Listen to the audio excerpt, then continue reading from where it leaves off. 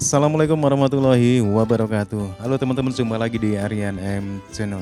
Oke, buat teman-teman yang klik video ini, saya harapkan mudah-mudahan teman-teman selalu dalam kondisi sehat walafiat. Oke, di kesempatan kali ini saya akan mengajak teman-teman untuk melihat sebuah video dengan judul Kenapa Chinese Indonesia lebih patriotis berbanding Chinese Malaysia. Video ini diambil dari channel Malaysia. Kenapa harus channel Malaysia? Karena ini yang saya ambil adalah penilaian dari orang Malaysia sendiri terhadap orang Cina di Indonesia. Seperti apa sih penilaian orang Cina? Oke, seperti apa videonya kita akan coba lihat dulu ya. Tapi silakan teman-teman bisa dukung channel ini dengan cara like dan subscribe. Oke, langsung saja kita ke videonya.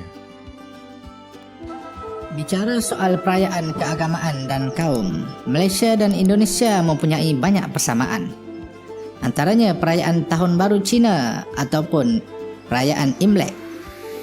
Namun yang membezakan antara Cina di Malaysia dengan kaum Tionghoa di Indonesia adalah pada penguasaan bahasa rasmi atau dalam bahasa Malaysia dipanggil bahasa kebangsaan.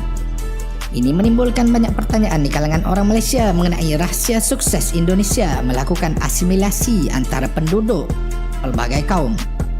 Tidak jarang yang menjadikan Indonesia, khususnya kaum Tionghoa di sana, sebagai contoh keturunan Cina atau Tionghoa yang cintakan negara dan tidak bersikap rasis. Nama saya Johnny Matius, tapi saya biasa dipanggil Johnny Lim. Saya dari veteran marinir dari Kesatuan Taifib. Saya keturunan Tionghoa, tapi tumpah darah saya Indonesia. Kalau mengikut statistik, di ASEAN negara yang mempunyai warga negara berketurunan Cina terbesar adalah Indonesia dengan 7.6 juta. Di tempat kedua adalah Thailand dengan 7.2 juta dan barulah Malaysia dengan 6.9 juta. Jadi, apakah rahsia orang Cina di Indonesia terlihat lebih fasih berbahasa lebih Indonesia Tapi berbanding dalam orang Cina di Malaysia? dengan jumlah penduduk Inilah mungkin drama Malaysia politik. lebih besar ya.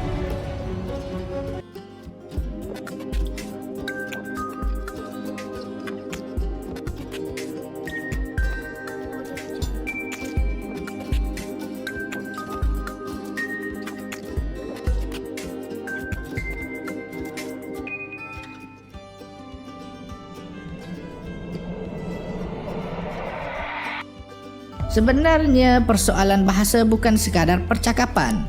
Ia adalah inti kepada persoalan besar pembinaan peradaban atau ketamadunan sesebuah negara. Seorang Chinese di Indonesia bisa berbahasa Indonesia bukan sahaja menunjukkan kesatuan dengan warga negara kaum lain.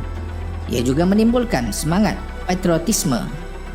Sudah pasti bukanlah kami bermaksud warga negara yang tidak cekap berbahasa rasmi atau bahasa kebangsaan itu tidak bersikap patriotik. Bukan. Tapi ia merangsang pembentukan jiwa negara bangsa yang lebih solid. Buktinya, sejak merdeka hingga kini, Malaysia masih lagi berbicara tentang pembentukan negara bangsa yang tidak selesai-selesai. Padahal sudah hampir lebih 70 tahun meh. Sedangkan di Indonesia persoalan ini sudah selesai. Well, bukan hanya di Indonesia. Majoriti negara besar sebetulnya sudah beres pembentukan negara bangsa. Lihat Jepun, Korea, Turki, termasuk negara Arab di Timur Tengah. Namun ini sangat berbeza dengan Malaysia. Kenapa ya? Ada yang beralasan ini gara-gara Malaysia terdiri dari pelbagai kaum yang mempunyai bahasa yang berbeza. Bukan itu saja, tanpa disedari, dua kaum terbesar di Malaysia setelah kaum Melayu berasal dari dua tamadun kuno dunia, iaitu Cina dan India. Jadi, dua peradaban baru yang bertembung dengan satu kaum asal iaitu Melayu yang juga mempunyai sejarah peradaban yang tidak kalah dengan tamadun Cina dan India. Namun stop, kejap. Kalau itulah alasan kita, bagaimana pula dengan Indonesia yang mempunyai 718 bahasa berbeza yang dituturkan oleh 1340 suku bangsa di tanah air menurut sensus BPS tahun 2010. Mereka mempunyai 1340 bangsa, sedangkan kita hanya 3 kaum. Nah, disinilah terletaknya inti perbincangan. Adakah perbandingan antara 3 kaum di Malaysia versus 1340 suku di Indonesia itu perbandingan yang fair? Sebabnya walaupun Malaysia hanya mempunyai 3 bahasa yang berbeza, di Malaysia tidak menjalankan proses asimilasi bahasa seperti yang terjadi di Indonesia. Sebaliknya, Malaysia masih mengamalkan integrasi. Jadi apa bezanya? Bezanya ada banyak, tapi kami memilih untuk fokus kepada satu sebab utama, iaitu pendidikan. Pendidikan di Indonesia tidak wujud 2 aliran berbeza. Bukan hanya mereka bertanah air satu, berbahasa satu, dan berbangsa satu. Indonesia juga berpendidikan satu. Inilah yang disebut asimilasi tadi. Sementara di Malaysia, wujud 2 aliran pendidikan primer dari dulu sehingga kini. Yang pertama, sekolah kebangsaan, iaitu sistem yang memakai bahasa Malaysia sebagai bahasa pengantar. Dan yang kedua, sekolah vernakular yang memakai bahasa ibunda, iaitu Mandarin atau Tamil. Walaupun begitu, jangan salah faham, sekolah vernakular tetap mengajar subjek bahasa Malaysia dalam sekolahnya. Tapi Hanya minim. saja ia tidak menjadi bahasa percakapan atau tidak pertuturan menjadi bahasa utama oleh percakapan. anak-anak dan para guru. Oh gitu. Di antara 2 ini wujud sebuah lanjutan dari pertembungan antara sekolah kebangsaan dan sekolah vernakular, iaitu sekolah jenis kebangsaan yang masuk dalam kategori sekolah kebangsaan. Ini menjadi alternatif kepada kaum-kaum tertentu dalam pendidikan. Sekolah jenis kebangsaan ini sama ada jenis kebangsaan Cina ataupun jenis kebangsaan Tamil. Sungguh pun begitu, persoalannya adalah adakah semua warga negara di Malaysia, terutama yang berbangsa Cina, fasih berbahasa Malaysia? Kajian dari Fakulti Pendidikan Universiti Putra Malaysia UPM terhadap 414 pelajar sekolah jenis kebangsaan Cina di Kuantan mendapati hanya 55.7% masih tidak fasih berbahasa Melayu. Kemajuan sesebuah negara bergantung kepada jiwa sesebuah negara untuk dipersembahkan kepada dunia.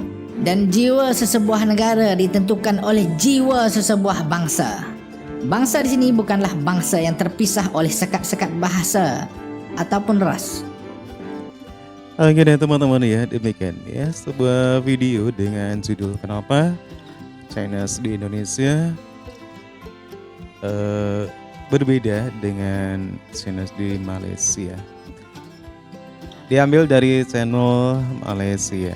Kenapa demikian? Karena memang sengaja bagaimana penilaian dari orang Malaysia tentang Chinese Cina di Indonesia dan Cina di Malaysia dari sudut pandang orang Malaysia tentunya ya. Dan hal ini bisa kita ambil beberapa poin ya. Sangat kentara banget perbedaan Cina di Indonesia dan Malaysia, terutama dalam berbahasa, menggunakan bahasa. Cina Indonesia rata-rata ya sama seperti orang Indonesia lainnya ya, yang bukan Sena, ngomongnya semua bahasa Indonesia. Bahkan orang Cina di Indonesia itu malah tidak bisa berbahasa Cina. Hal ini berbeda ketika kita bicara tentang Cina di Malaysia. Di Malaysia masih mempertahankan baik itu bahasa ataupun hal-hal yang lain yang masih berhubungan dengan nenek moyangnya, seperti bahasa ya, ini yang diangkat dalam video ini salah satunya. Terus ada misalkan nama-nama orang Cina di Malaysia juga dia menggunakan nama Cina. Dan ada juga bagaimana bisa begitu karena di Malaysia ada sistem pendidikan, sistem sekolahan yang namanya sistem kebangsaan ya. Dan ini yang menyebabkan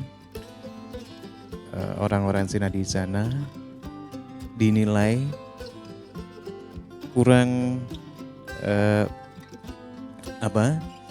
meresapi jati diri sebagai warga Malaysia dengan cara menggunakan bahasa Indonesia dan sebagainya.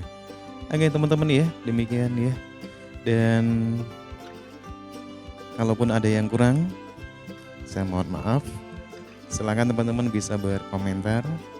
Salam sehat dan terima kasih. Jangan lupa like dan subscribe. Sampai jumpa lagi di video berikutnya.